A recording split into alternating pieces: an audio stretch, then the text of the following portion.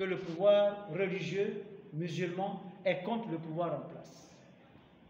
Il en a été de ces interprétations-là lorsque récemment le cardinal Jean-Pierre Cottois a pris la parole pour interpeller la société sur un certain nombre de difficultés que nous connaissions. Cela peut, d'une façon ou d'une autre, conduire à des interprétations désastreuses et faire en sorte que les fidèles récupèrent des morceaux de discours pour aller bâtir des champs et des plantations de conflits. Le thème choisi donc est très clair. Dialogue interreligieux et célébration de la paix. Mais de la paix comme une seconde religion. Nous mettons seconde religion entre parenthèses pour une Côte d'Ivoire nouvelle à l'ère du numérique et des ODD. Pourquoi une Côte d'Ivoire nouvelle? Suivons bien encore là les orientations du président Alassane Ouattara. Le président Alassane Ouattara a indiqué trois types, il a employé 3 fois l'adjectif nouveau. Mais il ne les a pas employés en début des noms, mais il les a employés à la fin. C'est quand il dit l'ivoirien nouveau. Pour nous, c'est une piste de recherche scientifique. Et l'université Charles-Louis Montesquieu, travaillant là-dessus, a obtenu que l'ivoirien nouveau, pour lui, voudrait dire un ivoirien qui est tissé par sa culture et qui est métissé par la culture des autres. Nous sommes sur un territoire en interaction et donc je connais ma culture. Il est heureux que de plus en plus il y ait des festivals dans nos différentes régions pour aller vers cette quête identitaire. Mais devrions-nous nous limiter à la quête de notre propre identité ou devrions, Paul Sédar Senghor l'a énoncé, en allant même plus loin, Senghor est allé plus loin, en disant le métissage culturel, aller vers l'universel, doit pouvoir passer par un métissage biologique. On n'a pas compris en ce moment. Donc le premier axe que nous retenons de la vision du président Ouattara, c'est bien cela. Le deuxième axe, c'est l'université nouvelle. Ce n'est pas une université auto-centrée, une université où se développent toutes sortes de velléités de violence et d'attaques et de contre-attaques, mais c'est une université où foisonnent les idées, où il y a ce choc de pensées qui permet d'aller vers la quête d'une vérité collective. Et enfin, le président nous invite à aller vers une Côte d'Ivoire nouvelle. Qu'est-ce donc cette Côte d'Ivoire nouvelle? C'est à nous d'y penser. C'est-à-dire, lorsque vous retournez dans vos villages, vous vous rendez compte que le village autochtone d'origine est aujourd'hui entremêlé de toutes les cultures, de l'alloctonie et de l'allogénie. C'est-à-dire qu'il n'y a plus que ceux du village et de l'ethnie du village qui vivent là, mais il y a les frères de la Côte d'Ivoire qui vivent là, il y a les frères de la CEDEAO qui vivent là, et donc il y a ce brassage des peuples et des cultures, faisant appel dans la plus petite unité existentielle culturelle de Côte d'Ivoire, qu'est le village ou le quartier, faisant appel à la CEDEAO, faisant appel à toutes les communautés de la Côte d'Ivoire. L'université, pour moi, c'est une structure qui anticipe, et nous sommes en train d'anticiper. Nous sommes bien à la veille de 2023. Nous sommes bien à la veille de 2025. Le consensus obtenu à l'Assemblée nationale était si beau que nous espérons d'ailleurs, et de M. Henri Konan Bédié, et que certainement dans l'esprit du président Oufoué, tous les trois vont se retrouver à la basilique avant même d'aller sur la place publique. Tel est notre rêve. Et tout cela nous interpelle et nous faisons coïncider avec la fin. Mais cela suppose qu'il y ait un soubassement religieux. On est parti de l'hôtel du Golfe. Nul d'entre vous n'ignore ce que représente la symbolique de l'hôtel du Golfe. Et nous avons fait en sorte que nous puissions nous retrouver pour réhabiliter notre âme. Nous devons aller à la conquête de notre âme. Et il fallait passer par l'hôtel du Golfe. Après l'hôtel du Golfe, nous sommes rendus à Kokumbo, à Krukro, où nous avons procédé à la mise en place d'une structure qui va prolonger l'idée de l'université nouvelle. Nous sommes allés également à Kimoukro. Nous sommes bien sur les traces du président Houphouët-Boigny. Houphouët-Boigny est né à Kimoukro, à côté de Kokumbo. Étape 1, nous nous arrêtons là. Mais pour votre génération, pour nombre de générations, nous nous rappelons tous Roger Fulgence Kassi. C'est bien là son village. Il fallait que nous marquions un arrêt sur sa tombe pour lui dire qu'il repose en paix. Après cela, nous nous retrouvons ici. Donc la phase 1 a consisté de lundi à mercredi dans l'animation populaire, parce que parti de Kokumbo, nous nous sommes retrouvés également à Bomi-Zambo, où se trouve la tombe de Germain Kofi Gado, qui nous a ramené dans les années 56-57 le prix de l'AOF du théâtre. C'est un homme de culture qu'on n'a pas souvent vu, qui était très proche d'Amon Dabi, qui était très proche de Villasco et qui était très proche de Bernard Bédadier, tous à un moment donné au carrefour de l'EPS de Benjerville et pour certains à Tonzieubo, où tous les enfants savent tisser. C'est un village école. C'est ça l'université nouvelle. C'est cette université où on alterne, on passe de la théorie à la pratique et où la pratique permet d'avoir de nouvelles données pour aller vers la conceptualisation. C'est ainsi que nous nous retrouvons dans la phase du colloque. Mais un colloque tout spécial, où nous avons réuni les religieux, les universitaires, nous avons réuni des étudiants, nous avons réuni des chefs traditionnels, parce que ça c'est un autre volet de notre question. Tous nous savons que quand il y a un conflit dans un village, dans un quartier à Abidjan, on demande qui est le chef de communauté. Tu es Agni? Oui, oui, mais le problème que tu as eu là, le chef des Agni habite ici. Alors, pour nous, c'est un phénomène de résolution de conflits incroyable.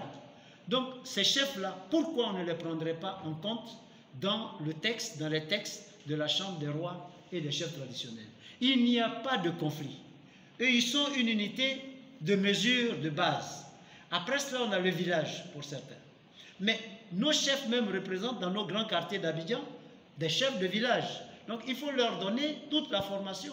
Au lieu de les marginaliser, il faut les reprendre en main, les former et leur donner des instruments qui leur permettent de prévenir les conflits dans nos quartiers. Il en va de même des guides spirituels. Pour nous, il n'y a pas de petite religion. Quand vous prenez un car aujourd'hui d'Abidjan, de Yamsokro Abidjan, vous avez quelqu'un qui a un microphone et qui prêche dans le car. En principe, il n'en a pas le droit. Mais ça aussi, il faut qu'il sache que quand j'ai payé mon ticket, que je ne suis pas allé dans une paroisse ou dans un temple, on n'a pas le droit de me déranger là où je suis. Parce que je suis dans un car, j'ai besoin de me reposer. Mais tout cela, naïvement, ils vous insultent copieusement parce que vous avez un véhicule et vous avez volé l'argent de l'État. Mais c'est parce que la liberté a des risques, dont le libertinage. À partir de ce moment-là, plus nous nous mettrons ensemble, universitaires, chefs traditionnels, leaders spirituels, guides religieux, plus nous nous mettrons ensemble, plus nous nous préparerons à reconquérir l'âme de ce pays. Et vous avez vu que dans les interventions, j'ai suggéré à l'équipe de mettre dans les textes prêtres et prêtresses traditionnelles. Parce que c'est fondamental. Vous avez beau gratter ce que nous sommes, en tout cas pour nous qui sommes au village, qui sommes nés au village, tout de suite vous allez voir notre animisme, notre animisticité. C'est-à-dire ce qui fait que nous sommes d'abord au village. Quand vous arrivez, vos parents disent faites la libation. Vous faites la libation ou ne le faites pas. Même là encore, est-ce que nous savons ce que c'est que la libation? Et je vais conclure là-dessus. La libation, c'est à 3 volets.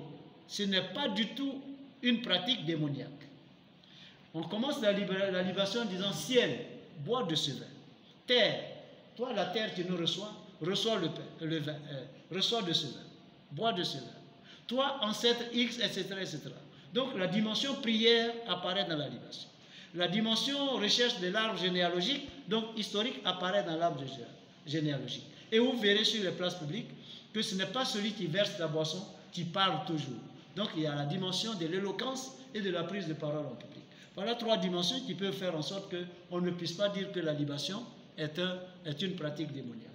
Nous allons donc en voyage et nous espérons qu'avec Dieu nous accompagne.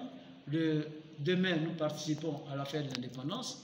Hier, nous étions à la mosquée. Demain, nous serons à la basilique. Et puis, le lundi, en guise d'excursion, nous allons nous rendre sur les traces de la Akawa. On est resté là. Et c'est là qu'elle est restée. C'est là que sont ses reliques. Mais comme dans les civilisations anciennes, on ne montre pas où la reine a été inhumée, alors on déplace et on donne un autre nom. On a l'impression que c'est là-bas, mais ce n'est en réalité pas là-bas. Voilà donc, avec tous les... On a une dizaine d'universités, mais on a la Maison Unie des Ancêtres qui vient de la Caroline du Sud pour participer à cette activité. Je pense qu'il n'y a pas plus grande joie pour un universitaire que ça, d'avoir fait des travaux qui débouchent sur la création d'une institution de la République. De faire maintenant des travaux, je suis convaincu que M. Ouattara et le président de la République et tous ceux qui le conseillent, qui lui donnent des conseils, sauront dire qu'il faut qu'il accepte de mettre en place la chambre des guides spirituels et des leaders religieux. C'est dans leur case qu'ils vont servir de meilleurs conseillers. Et c'est à huis clos qu'ils vont envoyer des messages. Et si l'autorité de l'État les écoute, ils n'auront pas besoin de dire certaines choses dans les prêches. Et nous aurons stabilisé ce pays durablement, et je dirais le plus durablement possible. Je vous remercie. L'une des résolutions, c'est la création de la Chambre. Ça, c'est vraiment la résolution majeure. L'une des résolutions, c'est après, quand on aura mis en place cette structure, il faut faire un plan national de renforcement des capacités des guides religieux et des leaders spirituels. Dans quelle langue prêchons-nous? Est-ce que le Bambara est la langue de l'islam? Ce sont des interrogations majeures.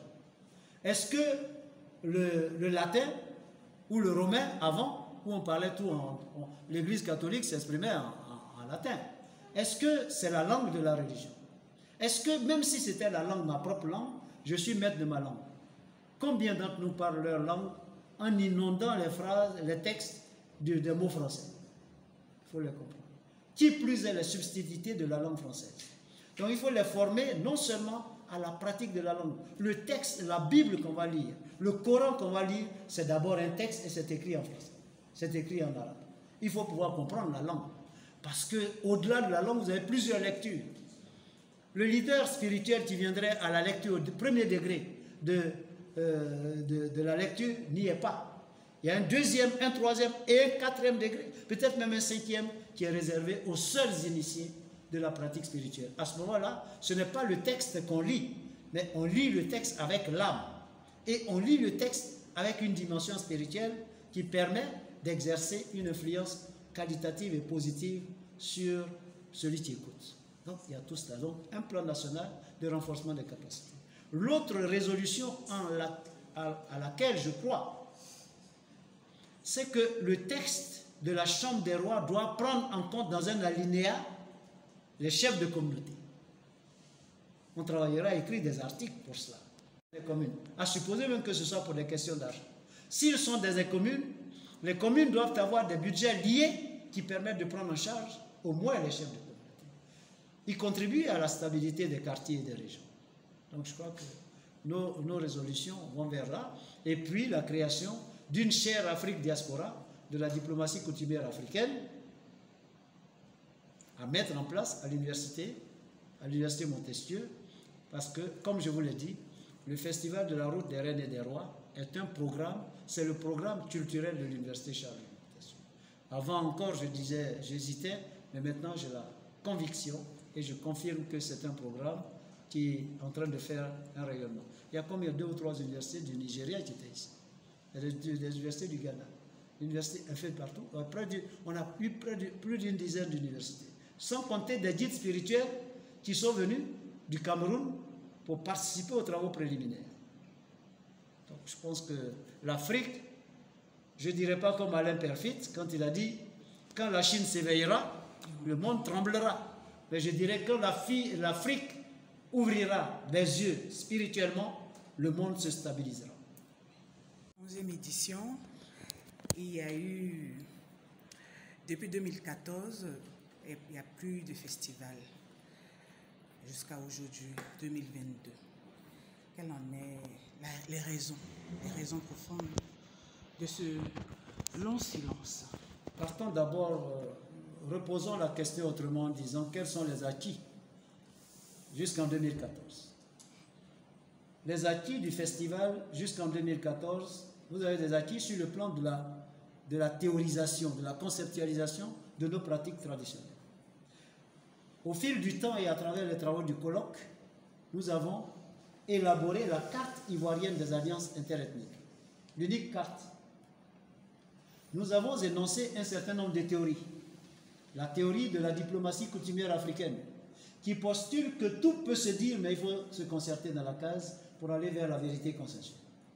La théorie des 5 vérités, la vérité intérieure, et tout cela c'est en observant nos communautés avec la guerre. Quand je dis aux jeunes allez attaquer, c'est ma vérité intérieure qui peut m'interpeller. La vérité intérieure, la vérité scientifique, 2 plus 2 égale 4. La vérité historique, dans le système des mouvements migratoires, quelles ont été les étapes de migration. Et puis, quand on arrive à cette 3e vérité, on passe à la 4e qui est l'optimum. Si Dieu physiquement avait été là, quelle aurait été la vérité? Donc la vérité divine. Maintenant qu'on a obtenu la vérité divine, on descend sur terre pour dire, on vit sur un territoire qu'on appelle Côte d'Ivoire. Comment faire pour que nous maintenions la paix dans ce pays-là durablement et de génération en génération? Je pense que la théorie des 5 vérités, la théorie de l'intelligence du contexte, la théorie de la diplomatie coutumière, j'en ai parlé, et puis la méthode pour obtenir cela, c'est l'immersionnisme cognitiviste. C'est-à-dire il faut se noyer dans l'espace où se produit le problème pour aller à la résolution du problème. Parce que quand il y a des gens qui sont en conflit, chacun va défendre son point de vue pour avoir raison. Mais c'est quand vous noyez là que le spirituel, le non-dit va vous permettre de détecter le nœud caché. Et c'est ce nœud caché-là qui va vous permettre d'aller vers la résolution du conflit. Donc quand on dit, on arrive, il y a une commission étrangère des Nations Unies qui arrive, je vais bien. Mais je ne crois pas que 4 jours, 5 jours permettent, même quand on a lu tous les livres, de s'imprégner des réalités. C'est pour ça que nous adoptons la méthode de l'immersionnisme cognitiviste. Voilà, donc l'université, c'est aussi cela. Quand vous avez un concept, il faut adopter la méthode. Et il faut aussi, une fois que vous avez la méthode, vous arrivez à ça. Donc nous arrivons à la conceptualisation avec ces éléments. Sur le plan intellectuel, sur le plan théorique, donc nous avons cela. Sur le plan de la production des mécanismes, nous avons travaillé sur la carte des alliances. Sur le plan de la méthode, nous avons l'immersionnisme cognitiviste. Et sur le plan institutionnel, sachez que pendant la grande crise, nous nous sommes rapprochés du médiateur de la République et on était presque des agents bénévoles pour le médiateur de la République et on était en correspondance avec ceux qui étaient à l'hôtel du Golfe et ceux qui n'étaient pas à l'hôtel du Golfe. À cette époque-là, quand j'ai eu parlé avec Mme Dagri, Diabaté, pour aller au Golfe, il fallait passer par le siège de l'ONUCI, prendre un hélicoptère pour aller chercher la vérité et la stabilité d'un pays. Il faut dire que ce n'était pas aisé. Voilà donc quelques éléments qui nous permettent de dire, sur le plan institutionnel, on a contribué modestement à faire en sorte que l'État mette en place, comprenne le bien fondé de la mise en place de la Chambre. Je peux le dire parce que pour défendre ce dossier, j'ai été invité à l'Assemblée nationale, dans des commissions, dans la commission spécialisée, pour aller défendre le dossier. Donc, je sais, et après, par 1 ou 2 partis politiques, pour expliquer l'intérêt de cette activité. Aujourd'hui, j'en arrive à ce que nous proposons. Donc, on a déjà des prérequis qui peuvent nous permettre d'aller vers une marche beaucoup plus importante. J'arrive donc en 2014 avec la dernière édition qui est présidée par le médiateur de la République et je suspends avec mon équipe parce que pour nous, on n'est pas en compétition avec l'État. Si on a travaillé en 2009, le parrain du festival, c'était le président Ouattara. Il n'était pas aux affaires. Quand en 2009, il a dit, si je suis aux affaires, je ferai en sorte que la Chambre des rois soit installée. Il l'a fait. Il n'y a pas plus grande joie pour un universitaire que ça. On a fait de la recherche, l'État a reconnu, même si on n'est pas reconnu financièrement, ou si on n'est pas reconnu en tant qu'institution, mais même là aussi, normalement, on doit donner au moins une subvention à la structure pour qu'elle poursuive, pour qu'elle forme les chefs. On a suspendu. Mais dès l'instant que l'État Côte d'Ivoire a mis en place la Chambre, en tant qu'université privée, travaillant sur ses fonds, je n'avais plus à aller en compétition avec l'État. Et c'est pour ça que nous avons cru bon d'arrêter jusqu'à ce que Mme Raymond ait tenu un rendez-vous pour parler avec elle, jusqu'à ce qu'elle dise, professeur, mais et votre festival? Je dis, Madame la ministre, l'État a déjà créé la chambre, il n'est pas nécessaire qu'elle dise non, ce n'est pas la même chose. Continuez de faire ce que vous avez fait. Vous avez commencé. Et puis de toute façon, je suis aux affaires au ministère de la Culture. Nous allons vous accompagner parce que c'est un grand projet. Voilà pourquoi son nom figure là. Ce n'est pas parce qu'on est en train de faire la promotion d'une personne politique dans une région donnée. C'est voilà pourquoi son nom figure là. C'est elle qui nous a ramenés à cela. Et puis, confiant, je me suis dit, Madame la ministre de la Culture va nous accompagner parce qu'elle est ministre de la Culture. Mais depuis décembre, j'ai écrit au ministre de la Culture qui ne répond pas. J'ai écrit au ministre du Tourisme qui ne répond pas, mais ce sont les détails. Quand vous savez, quand les cyclones, quand une tempête est violente, les herbes tombent. Je n'en dirai pas plus. Je fais aussi une ouverture sur l'édition prochaine. Est-ce qu'elle ne va pas s'arrêter? Non. Vous savez, il ne faut pas se faire désirer. On a arrêté une fois et on se rend compte que la chambre qui a été mise en place n'a pas respecté les orientations que nous avons données. Les orientations que nous avons données pour la chambre. Je vous assure, même ici, là, j'ai demandé avec les délégations étrangères à aller saluer les autorités. Les autorités de la chambre ont dit pas question, vous ne venez pas là. Vous ne venez pas là-bas. Par peur, par quoi d'autre? En tout cas, moi, je joue mon rôle. En tant que chercheur, pour ces générations. Dans la salle, je peux dire que tous ceux qui sont là sont plus jeunes que moi. Moi, j'ai des combats moi-même. Quand je regarde là-haut, je ne vois pas Nyangoro Bois. Quand je regarde là-haut, je ne vois pas Memel Foté. Quand je regarde derrière, je ne vois pas Zadi Zaourou. Je ne vois plus Bernard Bedadi, je ne vois plus Adjafi. La plupart d'entre nous, comme moi-même, nous sommes allés, nous avons pensé que c'était la politique qui allait nous sauver.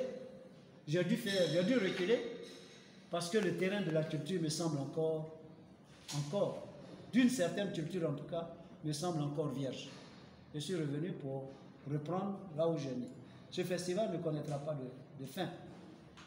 Du moins, en tant qu'humain, je peux le dire. Le reste, l'essentiel appartient à Dieu.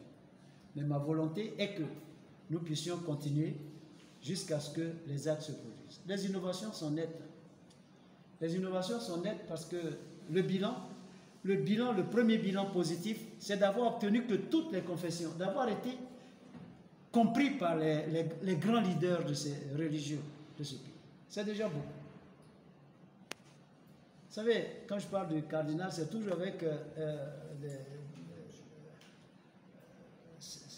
une puissance d'affectivité, mais également de fraternité avec eux. Ce sont nos aînés à la GEC. C'était nos aumôniers. Jean-Pierre Couture, Blaise Anneau, Michel Ndri, Benjamin a été lancé. Dans toute la sous-région, il y avait ce qu'on appelait la jeunesse du parti. La JRPT au Togo, la JRDA en Guinée, et un combat était en train de s'annoncer par rapport à d'autres personnes pour aller vers la JPDCI, faisant de la Côte d'Ivoire, de toute la jeunesse ivoirienne, une jeunesse du parti. Ces aumôniers et le cardinal Yago ont soutenu le mouvement de jeunesse et ont parlé dans la case au président Oufoué pour qu'on n'arrive pas à ce qui devait se faire. Mais retenez, Marcel, que nous chantons, vous avez appris à l'école primaire, le travail de 1000 générations, Conserama, Côte d'Ivoire. Quand demain je serai grand effort, je n'épargnerai point d'effort pour servir et aimer la Côte d'Ivoire. J'y suis. J'ai chanté ça à l'école primaire. Je fais ce que j'ai à faire. Je ne regarde même pas. Je ne regarde pas. Mes collaborateurs, même peut-être, avec cette édition, ne seront pas payés pendant 3 ans, 3 mois. Peu. Mais ils y croient. Ce sont des jeunes gens. Ils y croient. Parce que, comme je l'ai dit ce matin, je vais faire le bilan, Il y a ceux qui ont construit des édifices, ils ont investi dans les bâtiments. Il y a ceux qui ont fait des plantations, ils ont investi dans les plantations. Il y a ceux qui ont fait l'élevage, ils ont investi dans l'élevage. Moi, j'enseigne depuis 40 ans, j'ai investi dans l'humain. Dans chacun de vous, dans l'humain. C'est un seul d'entre vous qui va venir poursuivre cette œuvre et qui va apporter le capital nécessaire. Je ne vais pas pleurnicher pour ça. Que retenir de cette édition? 1. Que, pour ceux qui étaient là, les témoins de l'hôtel du Golfe peuvent le dire. Comment mettre tout le monde sur la place en train de vibrer au son des prières et quel est le retour immédiat que nous avons eu sur la place de l'hôtel du Golfe. Premier résultat, nous pensons que nos vœux, nos prières ont été entendues et que certainement nous avons contribué au déclenchement de la purification de cet espace pour la Côte d'Ivoire. C'est un symbole pour toute la Côte d'Ivoire. Deuxième résultat, d'avoir pu à la fois dans une même salle des guides spirituels, des universitaires, des étudiants, des chefs de communauté, et puis, je crois que ça, les réunir pour qu'ils puissent prier et qu'on puisse écouter 100 heures. Je pense qu'on peut dire, encore une fois, merci à Dieu. D'avoir pu obtenir qu'on s'arrête à Kokumbo pour dire à tous ceux qui sont venus d'ailleurs, Kokumbo, c'est ici qu'est né Oufo-Boye. Qu'on s'arrête là pour montrer une partie de ce que nous sommes. À nos autres, je pense que c'est une richesse. Et nous travaillons avec ça. Donc, voilà. Sur le plan académique, nous venons de signer des conventions avec l'université de Monrovia. Vous allez me dire, mais il va où encore? Mais nous sommes un pays, dans le sud, le Ghana a la plus longue frontière qui parle anglais. Dans le sud-ouest, à droite, à l'est, du nord au sud, nous avons le Ghana. À l'ouest, nous avons une partie de nos frontières qui est en relation avec le Libéria. Sauf le nord-ouest et le nord, qui sont des pays francophones. Si depuis que nous sommes là, nos universités ne peuvent pas signer de... Donc cela se posait un problème grave de communication. Alors même que le monde entier est en train de travailler à ce que tout le monde parle anglais, un peu français, un peu allemand, nous continuons de penser qu'on ne peut pas faire le bilinguisme et le multilinguisme.